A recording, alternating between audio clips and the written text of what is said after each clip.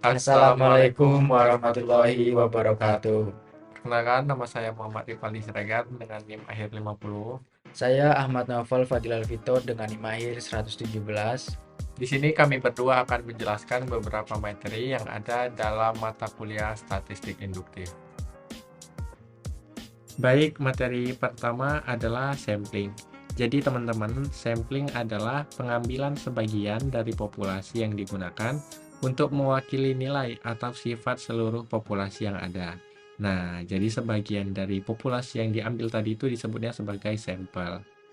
Selanjutnya di sini, populasi itu sendiri apa sih? Jadi populasi sendiri adalah jumlah keseluruhan dari objek yang karakteristiknya hendak diduga. Selanjutnya, setelah kita mengetahui pengertian dari sampling, kita masuk ke metode atau teknik sampling.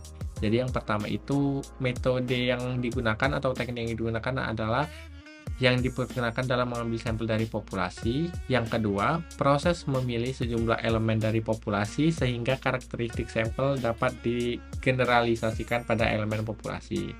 Selanjutnya yang ketiga, proses pengambilan sampel atau sampling dari populasi merupakan proses utama dalam statistik induktif. Dan yang keempat, sampling dilakukan karena seorang peneliti tidak mungkin atau tidak efisien jika meneliti seluruh populasi. Selanjutnya kita masuk ke desain sampling. Jadi desain sampling itu adalah desain atau biasa kita sebut sebagai rancangan dalam bahasa Indonesianya. Desain atau rancangan sampling adalah rencana pengambilan sampel sebelum dilakukan penelitian berdasarkan kebutuhan dan keadaan. Selanjutnya kita harus mengetahui juga nih alasan penggunaan dari sampling. Kenapa sih kita harus menggunakan sampling? Hal apa yang menyebabkan kita harus menggunakan sampling? Jadi yang pertama itu kita menggunakan sampling untuk menghemat waktu, biaya, dan juga tenaga. Selanjutnya yang kedua, menggunakan sampling ini juga dapat menghindari kita dari pengerusakan objek penelitian. Jadi untuk menghindari pengerusakan objek penelitian kita menggunakan sampling. Selanjutnya yang ketiga, memungkinkan penelitian pada data populasi yang tak terhingga. Jadi, kalau kita punya data yang populasi yang tak terhingga dalam penelitian, kita menggunakan sampling demi efisiensi waktu juga sebenarnya. Selanjutnya kita masuk ke syarat-syarat pemilihan sampel. Jadi dalam penggunaan sampel ini nggak bisa dipakai sembarangan gitu teman-teman. Kita harus tahu apa sih namanya, syarat-syarat atau hal-hal apa yang boleh digunakan. Jadi syarat-syarat yang digunakan dalam pemilihan sampel ini, yang pertama, sampel harus menjadi cermin dari populasi. Yang kedua, sampel harus mewakili populasi. Jadi misalnya, sampel itu harus merupakan perwakilan atau apa gitu dari populasi. Selanjutnya yang ketiga, sampel harus merupakan populasi dalam bentuk kecil atau miniatur population. Jadi kalau misalnya populasinya ini terlalu besar, itu nggak bisa disebut digunakan untuk sampel. Selanjutnya yang ke-8, di sini kita masuk ke macam-macam dari sampling. Macam-macam dari sampling yang pertama itu ada random sampling. Jadi maksud dari random sampling ini sendiri yaitu metode pengambilan sampel di mana setiap populasi memiliki kesempatan yang sama untuk terpilih sebagai sampel. Yang kedua yaitu non-random sampling. Jadi non-random sampling ini metode pengambilan sampel di mana peneliti tidak memberikan kesempatan yang sama pada anggota populasi untuk dijadikan sampel. Selanjutnya yang ke-9, di sini ada random sampling yang akan saya bahas. Random sampling itu terdiri dari 3. Yang pertama simple random sampling, stratified random sampling, dan cluster sampling. Jadi yang pertama simple random sampling itu pengambilan sampel dari populasi secara acak. Jadi ngambilnya itu bebas dari mana aja gitu. Selanjutnya yang kedua, stratified random sampling itu pengambilan sampel melalui cara pembagian populasi ke dalam strata. Yang ketiga, cluster sampling yaitu pengambilan sampel di mana populasi dibagi menjadi beberapa cluster atau grup.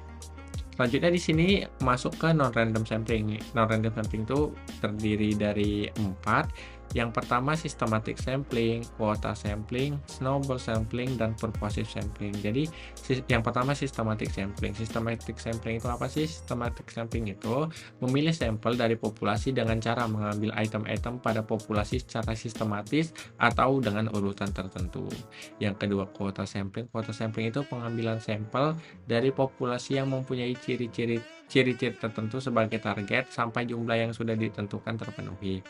Selanjutnya yang ketiga, snowball sampling. Snowball sampling itu teknik penentuan sampel yang mula-mula jumlahnya kecil, kemudian membesar. Dan yang terakhir, purposive sampling. Purposive sampling itu peneliti memilih sampel berdasarkan pengetahuan penelitian tentang sampel yang akan dipilih. Pembahasan selanjutnya yaitu estimasi parameter. Jadi, estimasi parameter itu sendiri adalah keseluruhan proses menduga suatu parameter pada populasi yang tidak diketahui nilainya dengan menggunakan statistik sampel. Jadi, parameter populasi disebut juga dengan nilai sebenarnya atau true value. Selanjutnya, penaksiran parameter ini itu dalam bentuk apa sih? Bisa dalam bentuk apa sih? Nah, jadi penaksiran ini bisa dalam 3 bentuk, teman-teman. Yang pertama dalam bentuk rata-rata, yang kedua dalam bentuk varian, dan yang ketiga dalam bentuk proporsi. Selanjutnya, karena adanya berbagai alasan seperti banyaknya individu dalam populasi amatan, maka penelitian keseluruhan terhadap populasi tersebut tidaklah ekonomis, baik tenaga, waktu, maupun biaya. Maka penelitian hanya menggunakan sampel saja. Jadi estimasi ini bisa disebut juga sebagai penggunaan atau menaksir harga parameter populasi dengan harga-harga statistik sampelnya. Selanjutnya kita masuk ke jenis-jenis dari penaksiran atau estimasi statistik ini. Yang pertama penaksiran titik atau point estimation. Jadi penaksiran titik itu yaitu nilai tunggal yang digunakan untuk menaksir atau to estimate parameter atau besaran populasi yang tidak diketahui. Nilai estimasi titik ini tidak memberikan informasi mengenai seberapa dekat dengan parameter populasi yang tidak diketahui nilainya. Contoh dari penaksiran titik ini adalah dari sampel acak rata-rata nilai mahasiswa adalah 75. Itu yang dimaksud dengan jenis penaksiran titik. Yang pertama yaitu penaksiran titik. Selanjutnya yang kedua penaksiran interval atau biasa disebut dengan interval estimation. Jadi interval estimation ini adalah penaksiran populasi dengan nilai-nilai dalam suatu interval tertentu. Dasar adanya estimasi interval adalah karena pada setiap penaksiran pasti mengandung peluang kesalahan. Atau disebut juga suatu interval yang menyatakan selang di mana suatu parameter populasi mungkin berbeda. Terdapat dua batasan teman-teman dalam penaksiran interval ini. Yang pertama lower limit estimate. Lower limit estimate ini adalah batas rendah atau batas bawah. Dan yang kedua adalah upper limit estimate, yaitu batas tinggi atau batas atas.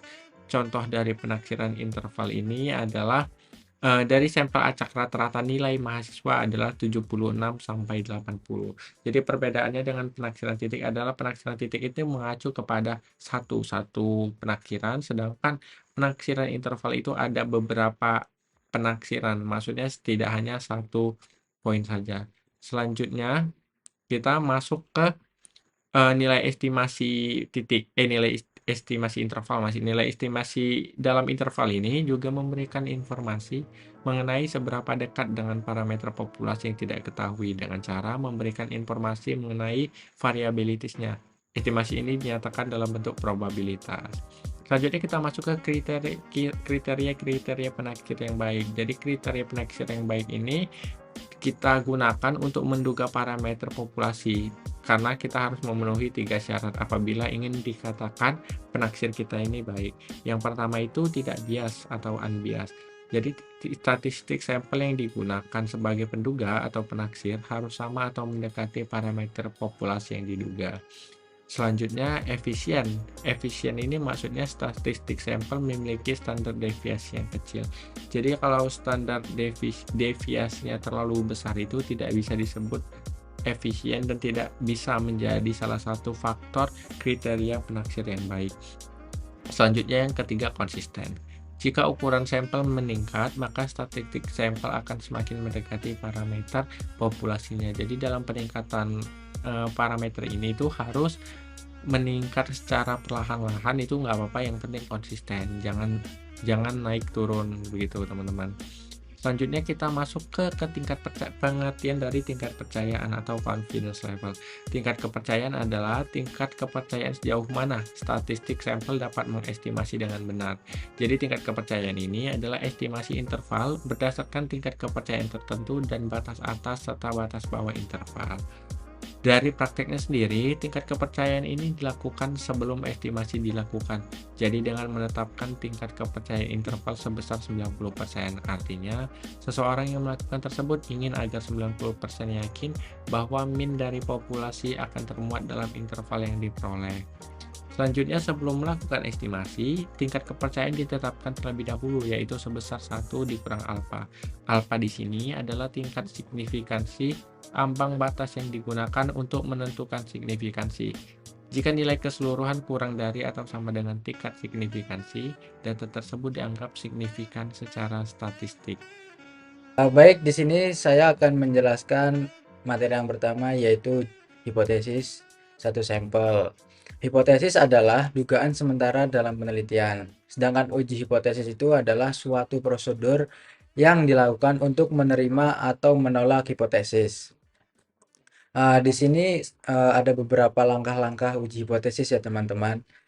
Yang pertama ada membuat hipotesis, terus berikutnya ada memilih tingkat signifikansi, yang ketiga memilih uji statistik, yang keempat di sini ada membuat aturan keputusan. Terus berikutnya di sini ambil sampel dan beri keputusan. Dan yang terakhir di sini ada interpretasi hasil. Masuk yang ke pertama, yaitu membuat hipotesis. Membuat hipotesis merupakan penelitian dan hipotesis alternatif atau HA. Hipotesis 0 atau H0 menyatakan tidak ada hubungan yang signifikan. Sedangkan hipotesis alternatif atau HA yaitu mengatakan terdapat perbedaan atau hubungan yang signifikan. 2. Yaitu memilih tingkat signifikansi. Dalam langkah yang kedua ini, tingkat signifikansi umumnya diatur pada 0,05, tetapi bisa memilih tingkat signifikansi yang sesuai dengan penelitian teman-teman. Jadi tinggal disesuaikan saja ya sama penelitian teman-teman. Terus yang ketiga itu memilih uji statistik. Pilihan uji statistik itu akan tergantung pada desain penelitian, jumlah variabel, dan asumsi-asumsi tertentu. Di sini tuh kayak dibagi gitu loh. Jadi ada uji Z, uji T, uji F, dan yang terakhir itu ada chi-square. Nah, masuk ke langkah yang keempat, yaitu membuat aturan keputusan. Langkah ini tuh adalah sebuah pernyataan tentang kondisi di mana hipotesis ditolak atau kondisi hipotesis itu tidak ditolak. Nah, berikutnya pengambilan keputusan. Jadi di sini tuh langkah yang diambil sama teman-teman itu bisa menghitung nilai uji statistik.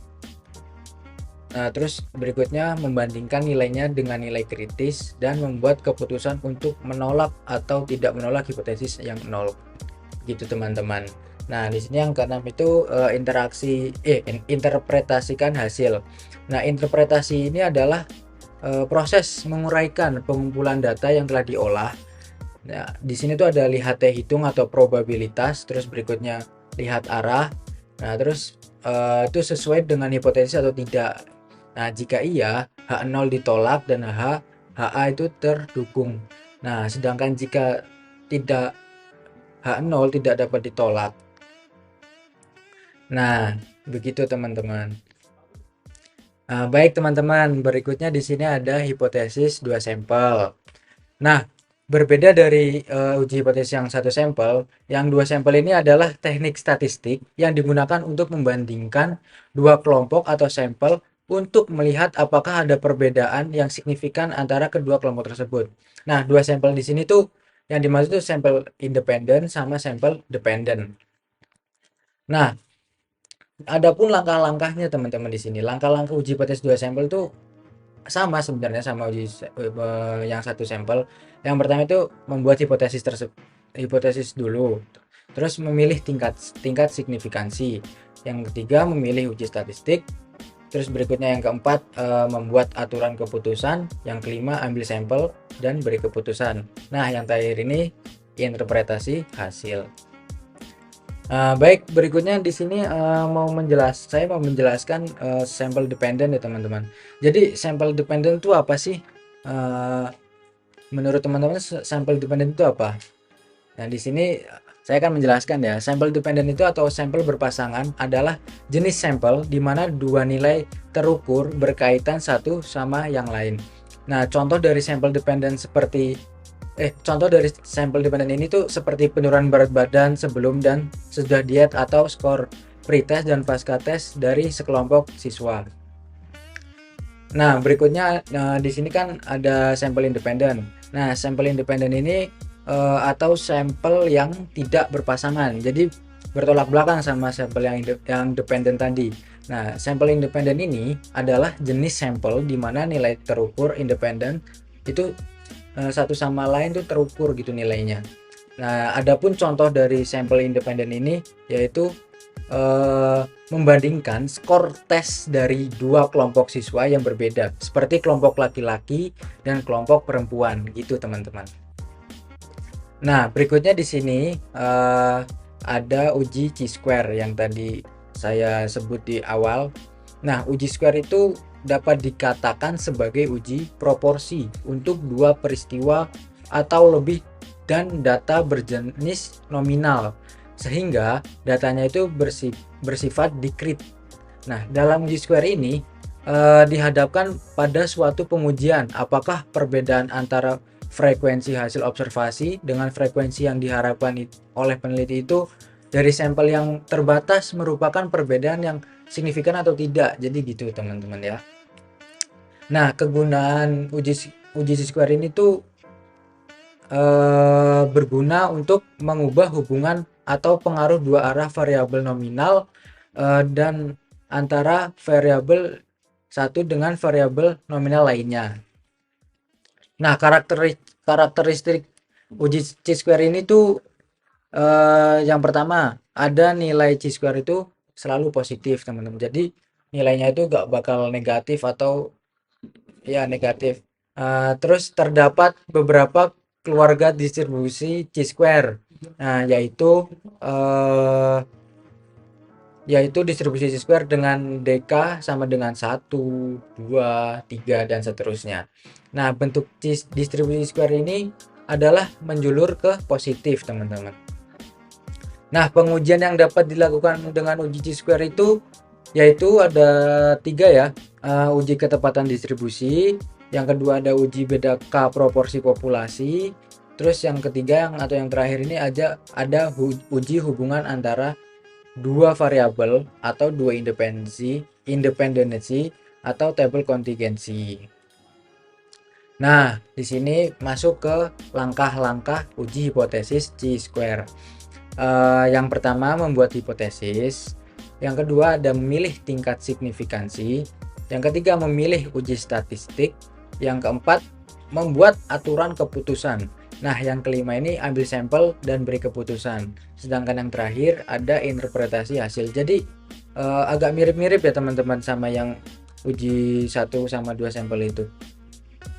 Nah, berikutnya setelah uji square ada uji ketepatan. Uji ketepatan ini tuh digunakan untuk menguji ketepatan distribusi frekuensi dengan data distribusi tertentu. Misalnya nih ya, misalnya merata, normal, binominal atau distribusi lainnya. Nah, di sini ada contohnya. Contohnya itu seperti H0 sama dengan H0 itu distribusi frekuensi data adalah normal. Nah, sedangkan HA distribusi frekuensi data adalah tidak normal. Nah, di sini tuh ada juga uji tabel kontingensi. Nah, uji tabel ini tuh atau tabulasi silang itu merupakan tabel yang berisi frekuensi atau banyaknya amatan berdasarkan dari dua peubah kategorik. Nah, uji tabel kontingensi merupakan pengujian keeratan hubungan dua variabel yang menggunakan lebih dari dua variabel. Nah, di sini ada pun kelebihan uji chi-square. Nah, yang pertama ini konsep chi-square ini dalam statistik non parametrik mudah untuk dimengerti. Terus yang kedua, dapat digunakan untuk menganalisa data yang berbentuk hitungan maupun peringkat atau ranking. Nah, yang tadi itu perhitungan yang harus dilakukan pada umumnya sederhana dan mudah, khususnya untuk data yang kecil. Nah, di balik kelebihannya, di sini tuh ada kekurangan dari uji chi-square tersebut. Nah, kekurangannya itu yaitu uji ini tuh sensitif terhadap banyaknya sampel yang digunakan.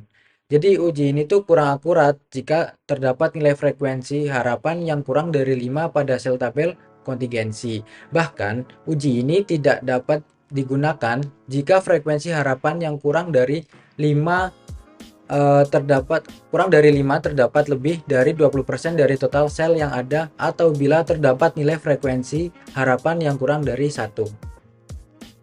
Terus berikutnya, uji square ini hanya bisa memberikan informasi tentang ada atau tidaknya hubungan antara kedua variabel. Uji ini tidak memberikan informasi mengenai seberapa besar hubungan yang ada antara kedua variabel tersebut serta bagaimana arah hubungan yang ada.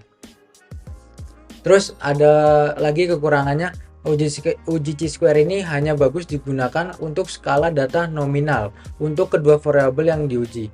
Jadi uji ini tuh lemah banget digunakan jika kedua variabel tersebut berskala ordinal. Nah, baik, materinya sekarang yaitu ANOVA satu arah. ANOVA ini merupakan suatu prosedur hipotesis yang membandingkan 3 atau lebih populasi untuk menguji. Yang dimaksud itu ada, yang pertama itu ada kesamaan variansi, terus ada atau tidak adanya efek treatment, terus yang terakhir ada kesamaan rata-rata. Nah, uji ANOVA ini didasarkan pada perbandingan antara dua komponen varians antar kelompok atau treatment variation, dan varians dalam kelompok atau random variation atau error komponen dengan menggunakan distribusi F. Nah, ANOVA ini juga mempunyai asumsi dasar. Yang pertama itu sampelnya random atau independen, yang kedua populasi berdistribusi normal, terus yang ketiga populasi mempunyai variansi yang sama. Nah, prosedur ANOVA ini tuh terdiri dari beberapa macam jenis bergantung dari perlakuan atau treatment yang digunakan.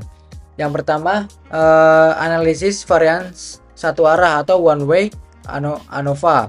Nah, di sini tuh yang dimaksud tuh uji rata-rata pendapatan di perusahaan ABC berdasarkan bagian ya, teman-teman.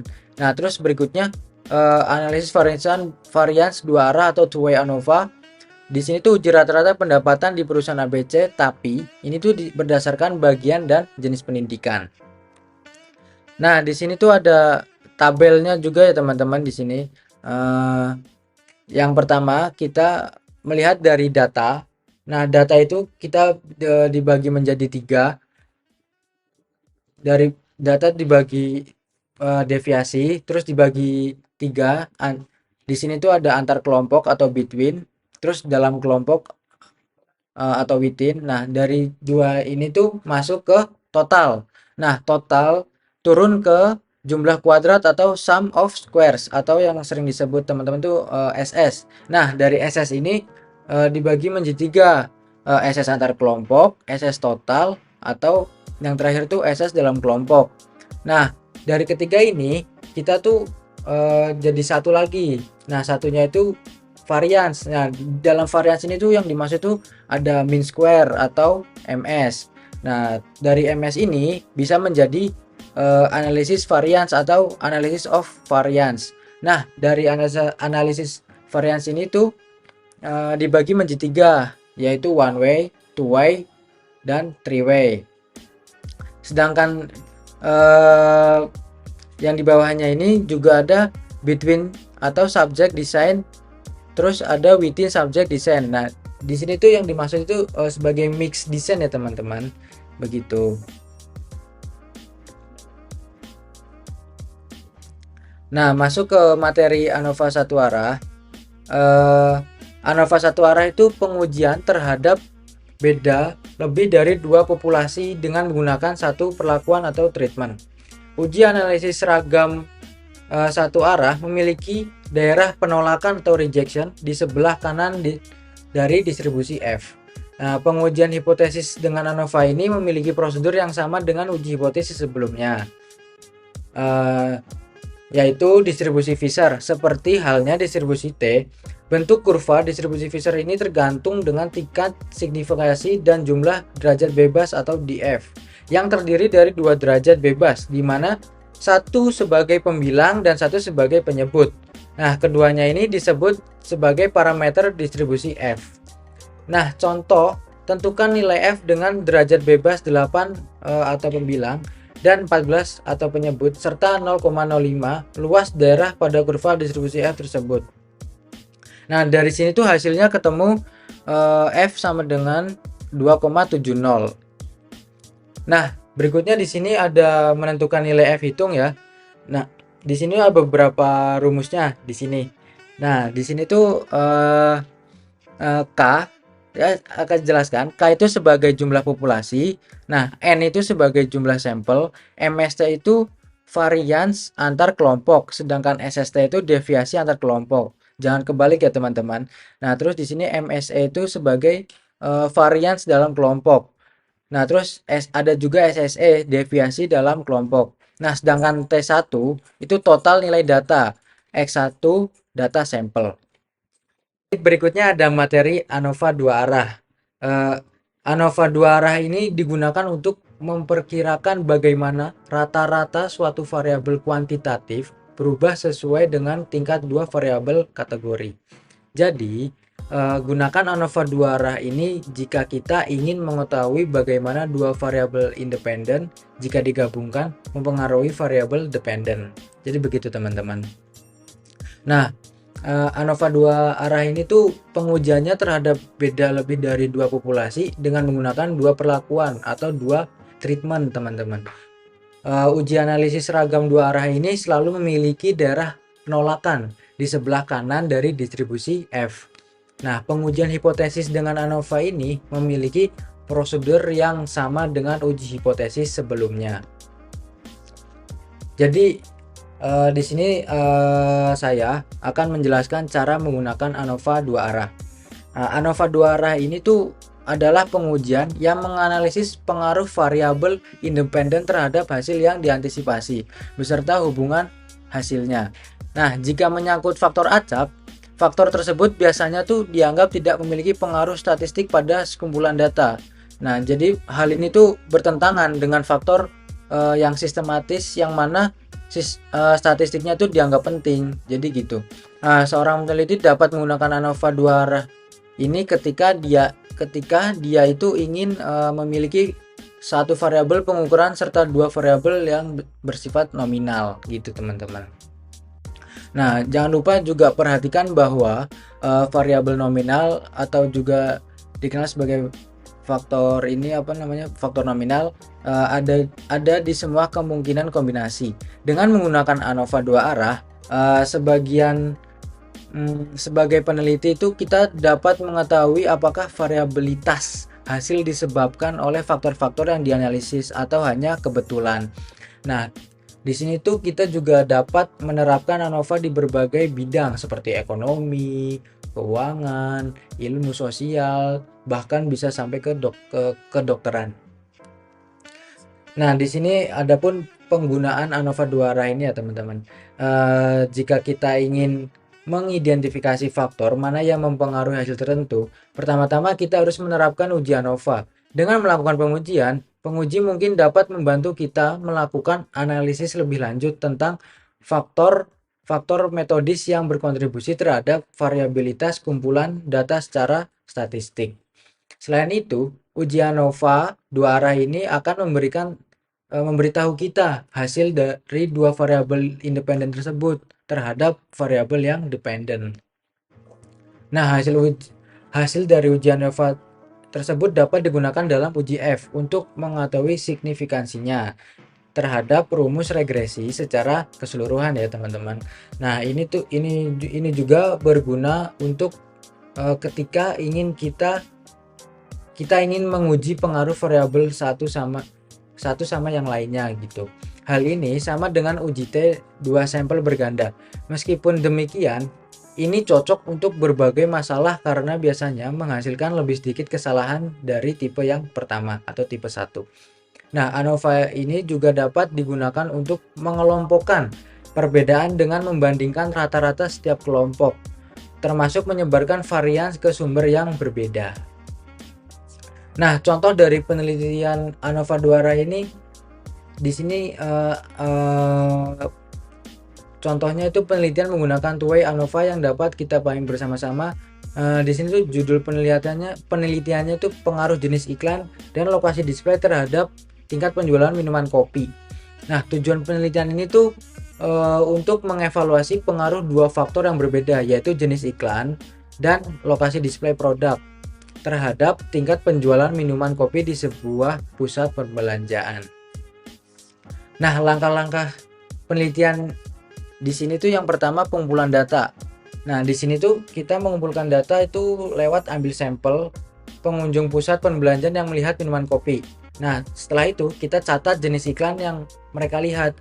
Itu yang mereka lihat itu visual atau teks ya, teman-teman. Nah, terus jangan lupa juga berikutnya itu catat lokasi display produk saat mereka melihatnya.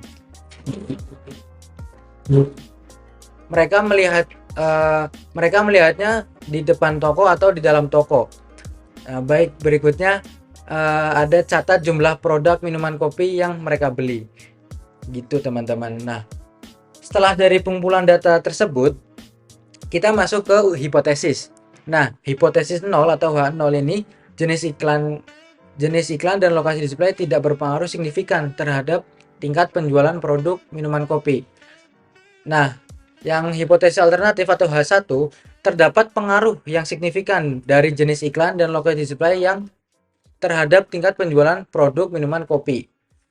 Yang ketiga, analisis two-way atau ANOVA digunakan untuk perangkat lunak statistik seperti SPSS atau Smart PLS untuk melakukan analisis two-way ANOVA.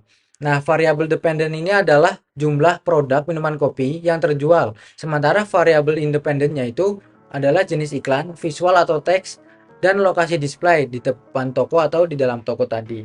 Nah, berikutnya ada interpretasi hasil. Jika hasil two-way ANOVA menunjukkan bahwa ada perbedaan yang signifikan dalam tingkat penjualan produk minuman kopi antara jenis iklan dan lokasi display, maka kita dapat mengabaikan hipotesis 0. Nah, selanjutnya kita dapat melakukan uji post hoc seperti uji 2K untuk menentukan pasangan kelompok yang berbeda secara signifikan, gitu ya, teman-teman. Nah, 5 yang terakhir nih, kesimpulan. Nah, kita tuh dengan menggunakan two-way ANOVA ini kita dapat menyimpulkan apakah jenis iklan dan lokasi display itu berpengaruh secara signifikan terhadap penjualan produk minuman kopi di pusat perbelanjaan tersebut. Nah, hasil ini dapat membantu kita dalam merancang strategi pemasaran yang lebih efektif untuk produk minuman kopi, seperti memilih jenis iklan yang paling efektif dan menentukan lokasi display yang optimal. Gitu, teman-teman. Perlu diingat juga bahwa dalam penelitian pasar sebenarnya ada banyak variabel lain yang dapat mempengaruhi penjualan produk, dan kita perlu memperhitungkan faktor-faktor tersebut dalam analisis kita. Gitu, teman-teman. Nah, baik, berikutnya setelah dari contoh tersebut ada ANOVA 2 arah tanpa interaksi. Jadi ANOVA 2 arah tanpa interaksi ini tuh merupakan pengujian hipotesis 3 rata-rata atau lebih dengan dua faktor yang berpengaruh dan interaksi antara dua faktor tersebut ditiadakan. ANOVA 2 arah tanpa interaksi ini bisa dikatakan sebagai ANOVA 2 arah dengan satu pengamatan untuk setiap sel, karena pada uji ini hanya berlaku satu kali perulangan untuk setiap percobaan. Berikutnya asumsi ANOVA 2 arah tanpa interaksi. Yang pertama itu variabel dependent berskala interval atau rasio. Yang kedua, dua variabel independen terdiri dari 3 atau lebih kelompok kategori. Berikutnya, tidak ada hubungan antara observasi di setiap kelompok atau antar kelompok itu sendiri. Nah, variabel dependen ini terdistribusi secara normal ya, teman-teman. Terus juga tidak ada hubungan antara kedua variabel independen. Nah, pada ANOVA 2 arah tanpa interaksi ini, salah satu asumsi yang harus dipenuhi adalah tidak ada hubungan antara kedua variabel independen yang ada pada penelitian. Misalnya, Anda sedang meneliti jenis pupuk pada kepadatan tanaman yang menghasilkan hasil panen terbesar dalam percobaan lapangan. Nah, di sini tuh Anda bisa menetapkan plot yang berbeda di suatu lapangan untuk kombinasi jenis pupuk yaitu 1, 2, atau 3. Dan kepadatan tanaman 1 sama dengan kepadatan rendah, 2 sama dengan kepadatan tinggi, dan mengukur hasil panen akhir dalam gantang per hektar pada saat panen. Nah, di sini tuh Anda dapat menggunakan ANOVA 2 arah untuk mengetahui apakah jenis pupuk ini tuh dapat kepadatan tanam berpengaruh terhadap hasil panen rata-rata. Nah, diketahui juga bahwa variabel ini, jenis pupuk ini, dan kepadatan tanaman ini tidak memiliki hubungan satu sama lain. Nah, adapun langkah uji ANOVA 2 arah tanpa interaksi. Yang pertama itu menentukan hipotesis, yang kedua melakukan uji statistik, yang ketiga mengambil keputusan, dan yang terakhir itu menarik kesimpulan. Nah, di sini pun juga ada ANOVA 2 arah dengan interaksi. ANOVA 2 arah dengan interaksi ini merupakan pengujian hipotesis beda 3 atau lebih dengan dua faktor yang berpengaruh dengan adanya interaksi antara kedua faktor. Apabila pada ANOVA 2 arah tanpa interaksi ini hanya terdapat satu pengamatan untuk setiap sel, maka pada ANOVA ini tuh 2 arah dengan interaksi terdapat N pengamatan untuk setiap sel.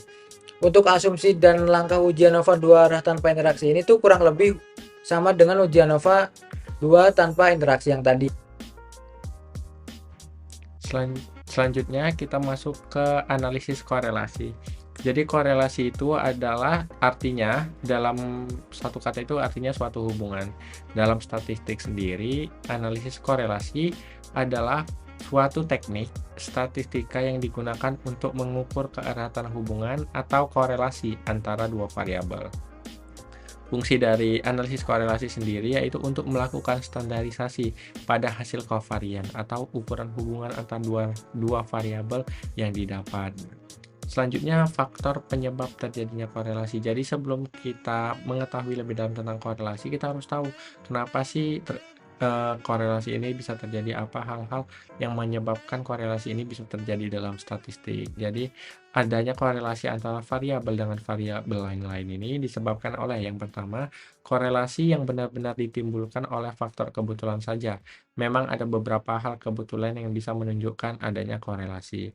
Yang kedua variabel yang memiliki hubungan sulit ditunjukkan sebagai faktor penyebab dan mana yang menjadi faktor akibat.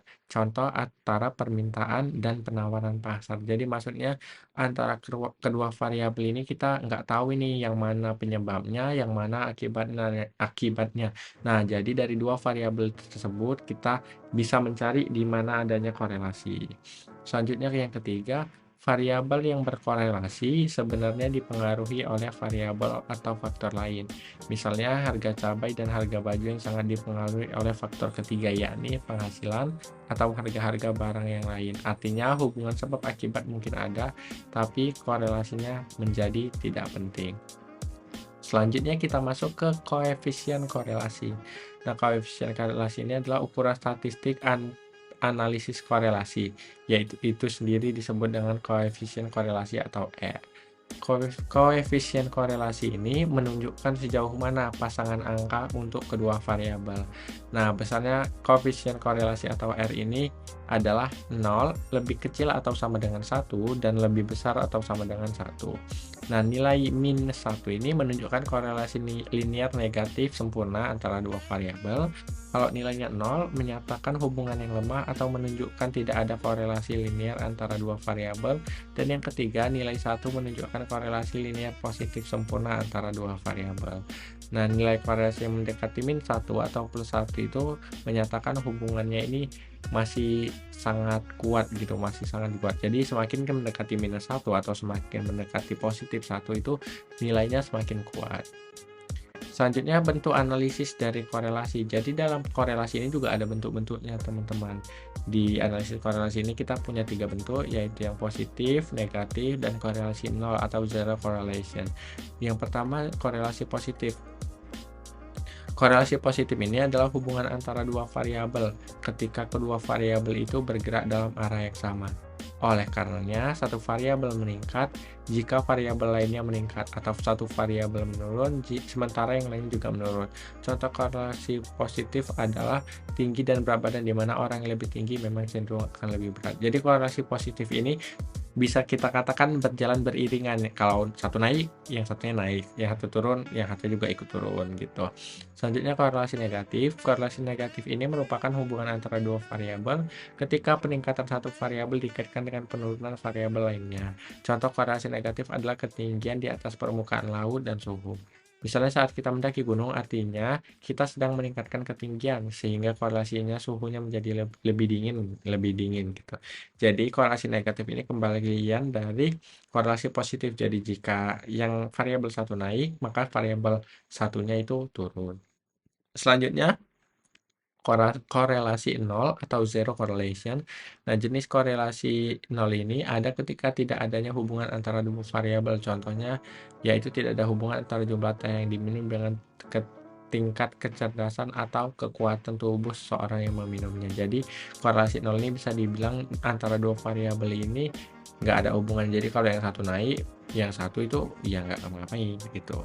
Selanjutnya jenis-jenis dari korelasi. Yang pertama itu korelasi Pearson. Korelasi Pearson adalah jenis korelasi yang digunakan untuk mengukur hubungan di antara hasil-hasil suatu pengamatan dari populasi dengan dua varian atau bivarian berdistribusi normal. Biasanya juga digunakan untuk rasio atau data berskala interval. Selanjutnya yang kedua, korelasi Spearman. Korelasi Spearman yaitu korelasi yang dipakai untuk mengukur keeratan hubungan antara hasil pengamatan dari populasi yang memiliki dua varian yang berdistribusi tidak normal. Biasanya jenis korelasi ini digunakan untuk data berskala ordinal. Selanjutnya yang ketiga, korelasi Kendall-Stau. Jadi korelasi Kendall-Stau adalah ukuran non-parametrik atau uji statistik yang tidak memerlukan asumsi-asumsi mengenai persebaran data populasi dari kuatnya dan arah hubungan yang ada antara dua variabel. Ukuran itu setidaknya pada skala ordinal. Selanjutnya yang terakhir, manfaat dari korelasi. Nah, kita harus mengetahui juga apa sih gunanya menggunakan korelasi ini. Jadi manfaat korelasi itu ada beberapa. Yang pertama, menjadi penentu dari adanya hubungan serta besarnya hubungan antara dua variabel. Mengetahui adanya hubungan antara dua variabel atau lebih untuk bisa mengadakan peramalan terhadap variabel lainnya. Yang kedua, dengan mengetahui adanya hubungan dua variabel, maka akan diketahui satu variabel bisa dilakukan penaksiran terhadap satu variabel lain melalui bantuan garis regresi. Yang ketiga, membantu membuat keandalan atau ukuran yang konsisten dan juga keandalan antar penilai apakah pengamat konsisten atau tidak. Dan yang terakhir, korelasi memungkinkan peneliti untuk menyelidiki variabel alami yang mungkin tidak praktis untuk diuji secara eksperimental.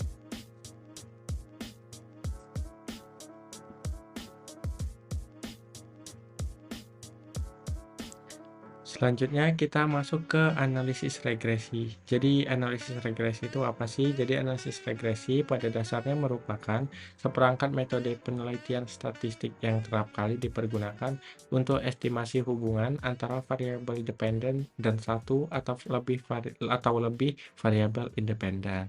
Teknik analisis data pada penelitian ini tentu saja dapat digunakan untuk menilai kekuatan hubungan antar variabel penelitian dan untuk memodelkan hubungan masa depan atas topik penelitian yang ditentukan. Selanjutnya kita masuk ke jenis-jenis dari analisis regresi. Yang pertama itu analisis regresi linear. Jadi analisis regresi linear ini adalah salah satu teknik pemodelan yang paling dikenal karena merupakan salah satu metode analisis regresi elit pertama yang diambil oleh orang-orang pada saat mempelajari permodelan prediktif. Perlu diketahui juga dalam regresi linear berganda ini terdapat lebih dari satu variabel independen dan dalam regresi linear sederhana hanya terdapat satu variabel independen. Dengan demikian regresi linear paling baik digunakan hanya jika ada hubungan linear antara variabel bebas dan variabel terikat. Analisis regresi linear merupakan metode statistik terbaik untuk menafsirkan hasil.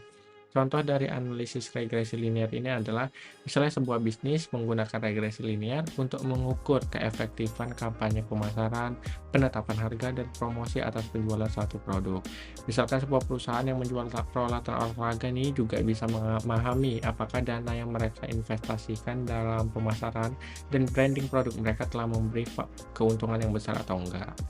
Selanjutnya analisis regresi logistik. Nah, analisis regresi logistik ini biasa digunakan untuk menentukan probabilitas itu eventnya sukses atau eventnya failure. Maksudnya eventnya itu berjalan dengan lancar atau malah gagal. Setiap kali variabel dependen adalah binar, seperti 0 atau 1, benar atau salah, ya atau tidak, itu menggunakan regresi logistik. Dengan demikian dapat dikatakan bahwa regresi logistik digunakan untuk menganalisis pertanyaan tertutup dalam survei atau pertanyaan yang menuntut respon numerik dalam survei. Perlu diketahui juga dalam analisis regresi logistik tidak memerlukan hubungan linear antara variabel dependen dan variabel independen, seperti halnya regresi linear. Regresi logistik ini menerapkan transformasi log linear untuk memprediksi rasio peluang. Oleh karena itu, ia dengan mudah menangani berbagai jenis hubungan antara variabel dependen dan variabel independen. Contoh dari analisis regresi logistik ini yaitu sebuah bisnis menggunakan regresi logistik untuk memprediksi apakah konsumen dan dalam demografi tertentu akan membeli produk mereka atau akan membeli dari pesaing berdasarkan usia, pendapatan, jenis kelamin, ras, negara tempat tinggal, pembelian sebelumnya, dan lain-lain. Selanjutnya kita masuk ke analisis regresi polinomial. Analisis regresi polinomial biasanya digunakan untuk menganalisis data lengkung, dan ini terjadi ketika kekuatan variabel independen lebih dari satu. Perlu dicatat juga bahwa regresi polinomial lebih baik digunakan ketika beberapa variabel memiliki eksponen dan sedikit yang tidak. Selanjutnya contoh dari analisis regresi polinomial. Nah, misalkan seseorang ingin menganggarkan perencanaan pengeluaran dengan menentukan berapa banyak waktu yang dibutuhkan untuk mendapatkan sejumlah uang yang pasti. Regresi polinomial ini juga digunakan dengan memperhitungkan pendapatannya dan memprediksi pengeluaran, dapat dengan mudah menentukan waktu yang tepat yang dia butuhkan untuk bekerja untuk mendapatkan jumlah tertentu dari uang tersebut. Selanjutnya analisis regresi bertahap. Nah, analisis regresi bertahap ini adalah proses semi otomatis yang dengannya model statistik dibangun baik dengan menambahkan atau menghapus variabel yang bergantung pada statistik dari koefisien estimasi mereka. Jika digunakan dengan benar, regresi bertahap akan memberi kita data yang lebih kuat daripada metode apapun. Ini berfungsi dengan baik saat kita bekerja dengan sejumlah besar variabel independen. Analisis regresi bertahap ini juga direkomendasikan untuk digunakan jika terdapat beberapa variabel independen, di mana penelitian variabel independen dilakukan secara otomatis tanpa campur tangan manusia. Perlu kita catat bahwa dalam pemodelan regresi bertahap, variabel ditambahkan atau dikurangkan dari kumpulan variabel penjelas. Kumpulan variabel yang ditambahkan atau dihapus dipilih tergantung pada statistik uji dari koefisien yang diperkirakan. Contoh dari analisis regresi bertahap ini, misalkan kita memiliki sekumpulan variabel independen seperti usia, berat badan, luas permukaan tubuh, durasi hipertensi, denyut nadi basal, dan indeks stres. Berdasarkan yang ingin kita analisis pengaruhnya terhadap tekanan darah. Selanjutnya, dalam regresi bertahap ini, subset terbaik dari variabel independen dipilih secara otomatis, baik dimulai dengan tidak memilih variabel untuk melanjutkan lebih jauh, atau karena menambahkan satu variabel pada satu waktu, atau dimulai dengan semua variabel dalam model dan melanjutkan ke belakang, atau menghapus satu variabel pada suatu waktu. Jadi dengan menggunakan analisis regresi kita dapat menghitung dampak masing-masing atau sekelompok variabel terhadap tekanan darah.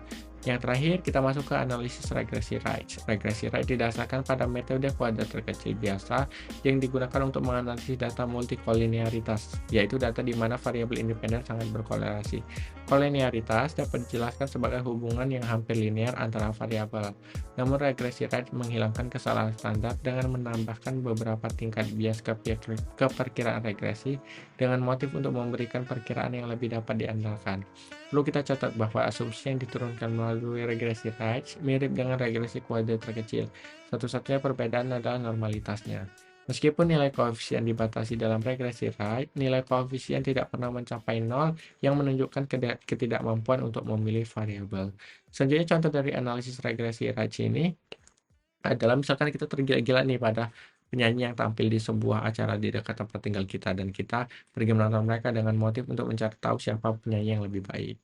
Tapi ketika pertunjukan dimulai, kita melihat bahwa keduanya memainkan nada yang sangat bersamaan. Apakah mungkin menemukan gitaris terbaik, mungkin penyanyi terbaik yang memiliki pengaruh terbesar pada suara di antara mereka saat bermain dengan nada yang sama? Karena keduanya memainkan dengan nada yang sama, sangat sulit untuk membedakannya, menjadikannya kasus multikolinialitas terbaik yang pada gilirannya memiliki kecenderungan meningkatkan kesalahan standar koefisien. Regresi Wright membahas multikolinialitas dalam kasus-kasus seperti ini dan menyertakan bias atau estimasi penyusutan untuk mendapatkan hasil. Sekian yang dapat kami sampaikan dari materi mata kuliah statistik deskriptif. Semoga bermanfaat untuk teman-teman semuanya. Terima kasih. Wassalamualaikum warahmatullahi wabarakatuh.